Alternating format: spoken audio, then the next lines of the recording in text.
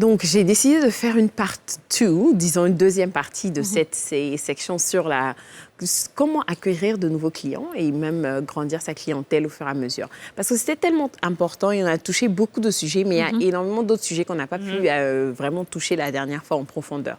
La première des choses, quand on parlait de clientèle et tout, il faut déjà automatiquement te dire que ta clientèle de base doit être tes proches et les personnes autour de toi.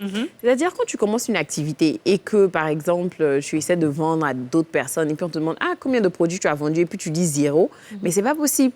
Moi, je suis une commerçante, je vais, tous mes parents, là, ils n'ont qu'à tous payer, mes amis, tout le monde n'a qu'à soutenir. La plupart du temps, les gens vont dire « Non, ils ne vont pas vouloir payer et tout. » Mais c'est de voir quel type de produit aussi tu fais. Si c'est des produits ils utilisent déjà, qui sont obligés d'utiliser, il n'y a pas de raison pour lesquelles ils ne voudront pas payer avec toi.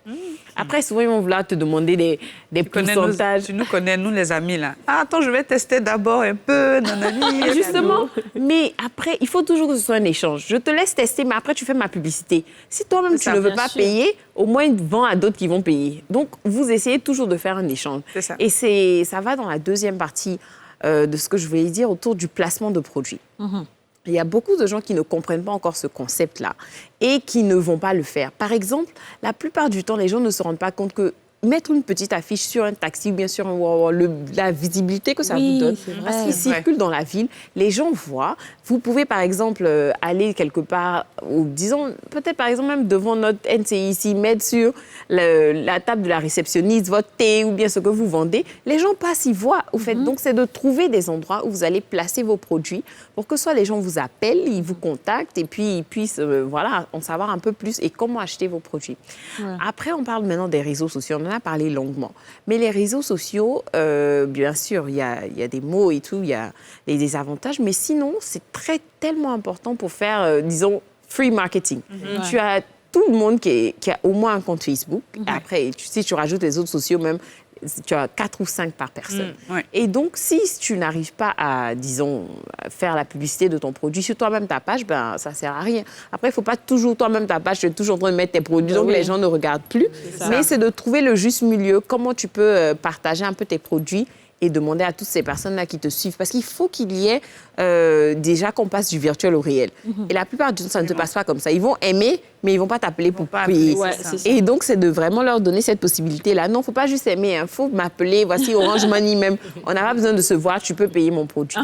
Et à ce sujet-là, j'ai suivi une formation récemment qui m'a aidée, qui m'aide beaucoup, que ce soit même dans l'immobilier, une formation pour gérer justement les publicités Facebook, comment réussir à atteindre un certain maximum de Et j'invite cibles. tous ceux justement à faire cette formation. Ça coûte vraiment pas cher. Il y a des gens qui le font. Quoi, et justement, et c'est surtout cette partie aussi quand on a parlé la dernière fois, connaître sa cible. Si tu ne connais pas ta cible, tu ne sauras même pas comment faire une publicité autour de cette cible-là.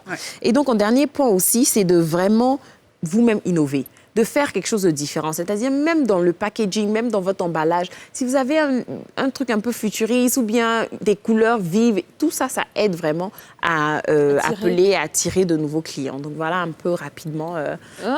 Merci beaucoup, Afou. Qu'est-ce que tu penses de tout ça, Idia? Je suis tout à fait d'accord. J'ai beaucoup d'amis qui vendent sur les réseaux et qui se plaignent qu'on ne soutienne pas assez, qu'on n'achète pas et tout. Mais c'est très compliqué pour réussir à vendre des produits qui intéressent tes amis. Et puis, il faut réussir aussi à les amener à acheter en essayant de les convaincre par des tests. Absolument, c'est ça. Afou, comme d'habitude. Merci beaucoup, en tout cas, Idia. C'était un plaisir d'être avec toi. On te souhaite bonne chance pour ta carrière. Et puis, Afou, on va tout mettre en pratique. Toi, là, tu es là pour nous faire avancer. Exactement, c'est ça.